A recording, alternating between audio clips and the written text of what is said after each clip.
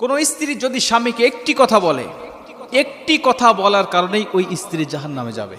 এরা কি আল্লাহর সাথে কুফরি করার কারণে জাহান্নামে এসেছে? এদের ঠিকানা কেন জাহান্নামে আমাকে একটু বলো। এরা কেন জাহান্নামে এসেছে? কি লা ইয়াকফুরনা বিল্লাহ, এরা কি আল্লাহর সাথে কুফরি করেছে?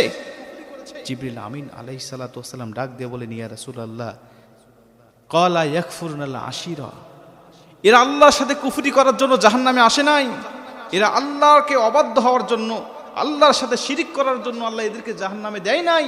এদেরকে জাহান্নামে দিয়েছে স্বামীর অবাধ্য হওয়ার কারণে এবং স্বামীর নাশুকরি স্ত্রী হওয়ার কারণে।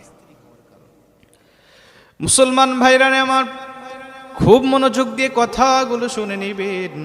হাদিসটা যদি এখানেই শেষ হয়ে যেত আমি বলতাম না, কিন্তু পরবর্তীতে জিবরাইল আলাইহিস সালাতু ওয়াস সালাম আরো ভয়ঙ্কর তথ্য দিয়ে ডাক দিয়া বললেন, ইয়া রাসূলুল্লাহ, ইয়া হাবিবাল্লাহ, এই সমস্ত মহিলারা কেন জাহান্নামে এসেছে আমি আপনাকে জানাতে চাই। শুধুমাত্র একটি কথা বলার কারণে আমার আল্লাহ তাদেরকে জাহান্নামে দিয়েছে। জিবরাইল আলাইহিস সালাতু ওয়াস সালাম ডাক দিয়া বললেন, ইয়া রাসূলুল্লাহ, ইয়া হাবিবাল্লাহ, এরা হলেন ক্বালা ইয়াকফুরুনাল আশিরা, এরা স্বামীর অবাধ্য হয় কেমন করে আমি আপনাকে বলতে চাই। ওয়া ইয়াকফুরুনাল ইহসান, প্রত্যেকটা স্বামী, এদের স্বামী ছিল তাদের সাথে ইহসান করেছে, ভালোবেসেছে, প্রত্যেকটা সময় তাদের হকগুলো আদায় করেছে। কোনো কিছুর প্রয়োজন হলে স্বামীরা সেগুলো তাদেরকে দিয়েছে, বাজার করতে বললে বাজার করেছে, মার্কেট করতে বললে মার্কেট করেছে, যখন যেটার প্রয়োজন হবে স্ত্রী আবদার করার সঙ্গে সঙ্গে দিয়েছে।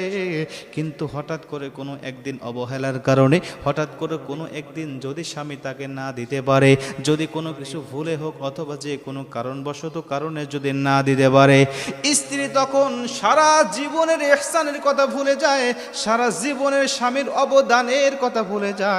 তখন ডাক দিয়া বলেন, ক্বালাত মা রাআইতু মিনকা খায়রান কাত, আমি তোমার কাছ থেকে কোনোদিন ভালো কিছু পেলাম না, আমি তোমার কাছ থেকে কোনোদিন উত্তম ব্যবহার পেলাম না, আমি তোমার কাছ থেকে কোনোদিন কোনো কিছু চেয়ে তোমার কাছ থেকে পেলাম না।